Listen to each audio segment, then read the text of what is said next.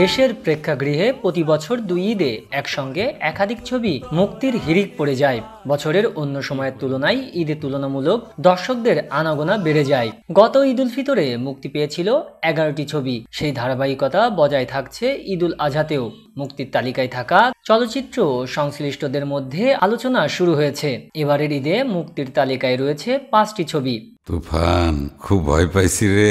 তালিকায় থাকা ছবিগুলো হলো তুফান, ময়ূরাক্ষী, আগন্তুক, ডার্ক ওয়ার্ল্ড ও রিভেঞ্জ। এদিকে সামাজিক যোগাযোগ মাধ্যমে ছবি প্রচারণার পাশাপাশি ছবিগুলোর প্রযোজনা প্রতিষ্ঠান সংবাদ সম্মেলনও করেছে। এবার নিয়মিত ও অনিয়মিত মিলে মোট হলের সংখ্যা 150 থাকতে পারে। গত ঈদ উল ফিতরে 162 হলে ঈদের সিনেমাগুলো মুক্তি পেয়েছিল। এই তুই কি ডারে? বেশিরভাগ প্রেক্ষাগৃহে প্রদর্শিত হবে এখন পর্যন্ত আলোচনার শীর্ষে থাকা শাকিব খানের তুফান।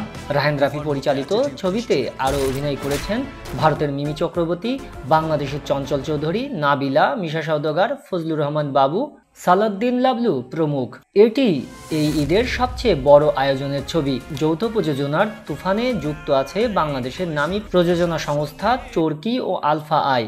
ভারত থেকে যুক্ত SBF। এই ছবিতে শাকিব খান নিজেকে ভেঙে চুরে ভক্ত অনুরাগীদের মাঝে ভিন্ন রূপে ধরা দিবেন। ছবিটির দেশীয় পরিবেশনা প্রতিষ্ঠানের ব্যবস্থাপক মোহাম্মদ শহীদুল্লাহ জানান, মাল্টিপ্লেক্স সহ 120টির বেশি হলে মুক্তি পেতে পারে তুফান।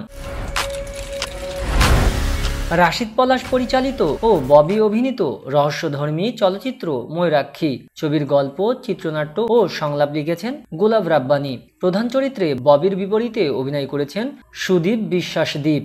সঙ্গীত পরিচালনা করেছেন জাহিদ নীরব এবং গান গেয়েছেন মহিন খান, পূর্ণতা, তরসা ও জাহিদ নীরব। কত মানুষের ক্ষতি করছি এখন সব। ক্রাইম থ্রিলার অ্যাকশন ঘরানার সিনেমা ডার্ক ওয়ার্ল্ড। এই ছবিতে প্রধান চরিত্রে অভিনয় করেছেন নবাগতা মুন্না খান ও কৌশানী মুখোপাধ্যায়। অভিনয়ের পাশাপাশি মুন্না খান মাল্টিমিডিয়া ব্যানারে সিনেমাটির প্রযোজনা করেছেন। ছবিটি যমুনা ব্লকবাস্টার সিনেমাস ছাড়াও ময়মনসিংহের পূরবী, ফতুল্লার বনানী, জয়পুরহাটের নাজমা সহ 12টি একক প্রেক্ষাগৃহে মুক্তি পাচ্ছে। আবারও ইতি নামের মেয়ের মার্ডার।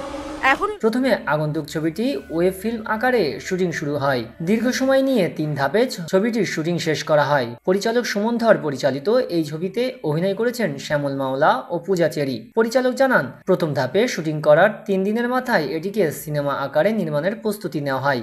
বাজেট সমস্যার কারণে 2 ধাপ কাজ শেষ করার পর শুটিং বন্ধ করে দেওয়া হয়েছিল। পরে আরেক প্রযোজনা প্রতিষ্ঠান অভিজ্ঞতা চিত্র এসে বিনিয়োগ করে। ছবিটি কোনো একক প্রেক্ষাগৃহে মুক্তি পাচ্ছে না। Star cineplex, blockbuster, lion cinema সহ 9টি মাল্টিপ্লেক্সে মুক্তি পাচ্ছে ছবিটি। মোহাম্মদ ইকবাল পরিচালিত রিভেঞ্জ সিনেমাটিতে জিয়াউল রোশানের বিপরীতে অভিনয় করেছেন বুবলি। সিনেমাটির মুক্তি উপলক্ষে রাজধানীর একটি অভিজাত হোটেলে সংবাদ সম্মেলন অনুষ্ঠিত হয়। অনুষ্ঠানে উপস্থিত ছিলেন শবনম বুবলি সহ অভিনয় শিল্পী এবং কলাকুশলীরা। রিভেঞ্জ ছবিটি খুলনা, নওগাঁ, ফরিদপুর ও মেলান্দহের 12টি একক প্রেক্ষাগৃহে মুক্তি পাচ্ছে। প্রযোজক ও পরিবেশক কামাল মোহাম্মদ কিবরিয়া জানান, রিভেঞ্জ ছবিটি 12টি একক প্রেক্ষাগৃহ পেয়েছে। এর পাশাপাশি মাল্টিপ্লেক্সে কিছু শো পাওয়া যেতে পারে।